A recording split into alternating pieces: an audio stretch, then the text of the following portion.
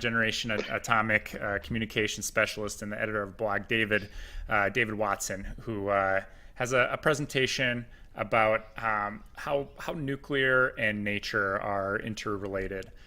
So I'm going to turn it over to him, and while I look behind the scenes to make sure we're broadcasting on all channels. David, here you go. It's all you. Hello. Good evening.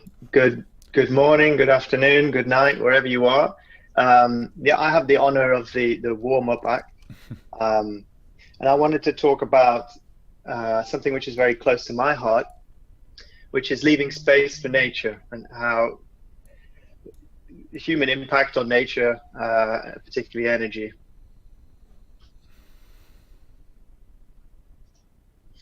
So I'm from the United Kingdom, and here we have a relatively large nuclear industry. I'm a nuclear engineer by trade. I work in nuclear safety. And I started to work a few years ago at a plant called Sizewell B, which is our only pressurized water reactor that we have in the UK. Now, this is in a lovely location on the Suffolk coast, and it's surrounded by marshland. That's where bird life is absolutely thriving. And something I just noticed when I was working there. This is a photo I took actually when I was working at Sizewell. Kind of a crappy photo, but you can see the thousands and thousands of birds there. And it just got me thinking about nuclear and nature. And I started looking on Google Maps at all the different nuclear plants around the UK, and almost without fail, every single nuclear plant is surrounded by nature reserves.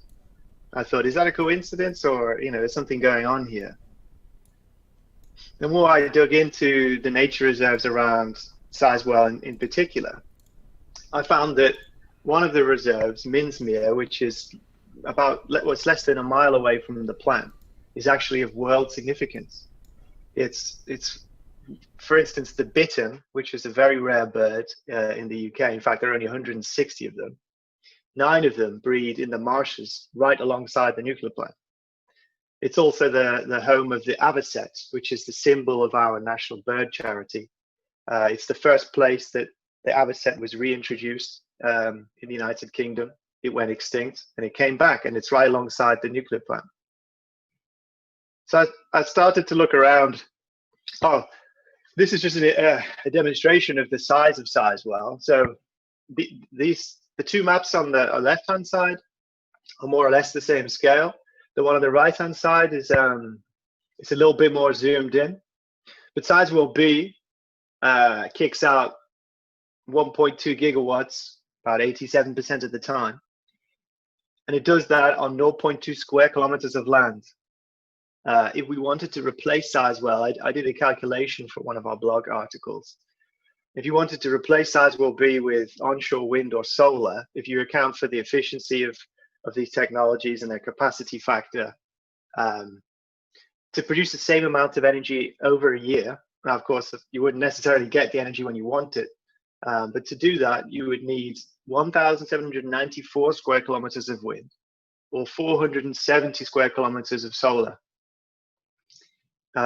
Which is just a crazy amount. And as you see, I've highlighted here just some of the nature reserves close to Sizewell, which, if we wanted to replace Sizewell with solar, you would effectively be paving over all of those nature reserves to put your solar panels, or draining the marshes so you could install some wind turbines.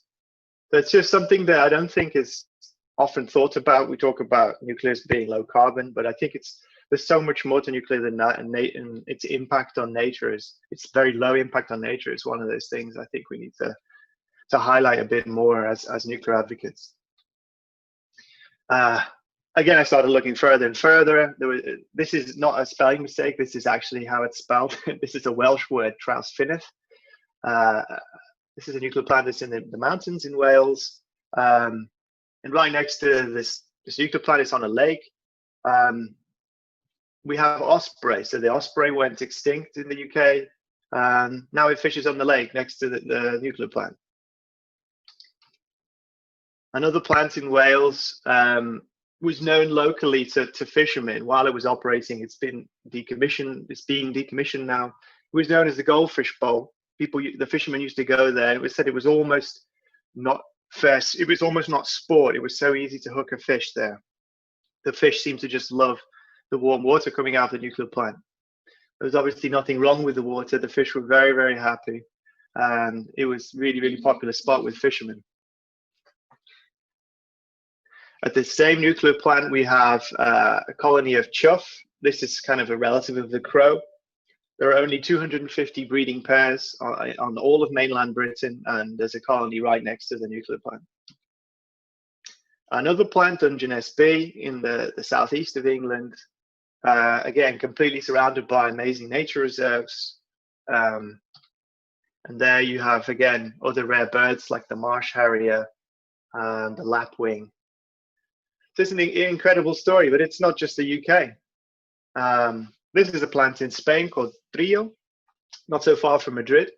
My brother lives in Madrid, and we went for a hike right by this nuclear plant a couple of years ago.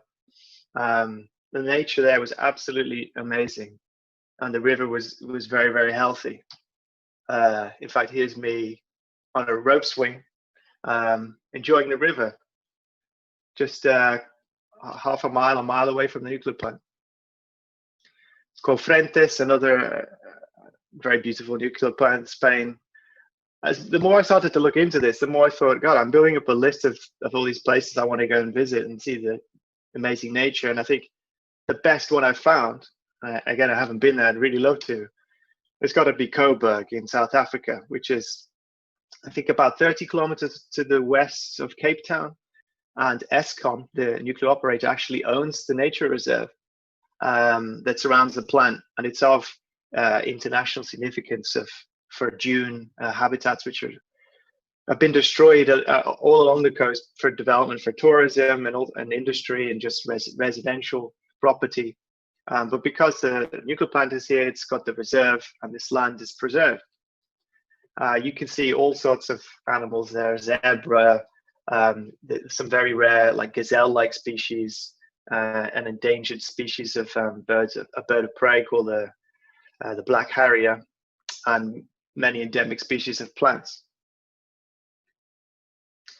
And so I thought, well, what about Indian Point? You know, that's what we're here today to talk about. And this is a screenshot northerly taken from Google Maps. If you see the left corner there, Bear Mountain State Park. So whoever took this photo is standing in the state park looking over the river at Indian Point. And I looked into Bear Mountain a bit, and it sounded really nice. I mean, I really kind of want to go now. I've read about it, and it's quite close to New York. And apparently there's practically an infinite combinations of trails you could take through woods and swamps. And yeah, it just sounded really great the more I read about it. It didn't sound like somewhere that was suffering from terrible pollution and contamination.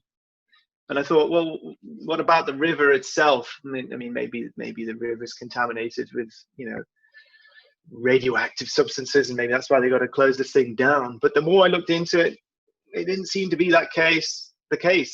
All I could find was talk of PCBs, mercury contamination, cadmium, and sewage. So mercury and cadmium, two typical pollutants from using coal. PCB, well, PCBs can come from lots of different industrial applications. Obviously, sewage, that's just bad management. So the pollution and problems in the Hudson River have nothing to do with nuclear. So I just thought it was very sad that this clean energy plant is going to disappear. If you think about it, when it was built, what was the other option? The other option would have been a coal plant, and the pollution in the river would be so much worse today if they'd done that, and nature would be suffering. So yeah, that's all I had to say for now. But yeah, I'm looking forward to the rest of the presentations and to hear from some great people.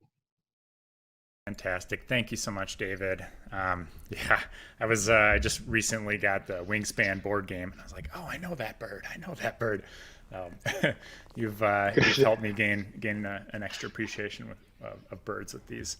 And I think that what a great way to start, right? Because we are right now, we're throughout the next 3 hours, we're going to be connecting the dots from the shutdown of this plant to the environmental impacts and the health impacts that it will have and the economic impacts. And we have a large group of guests to help make that case today, to talk us through various points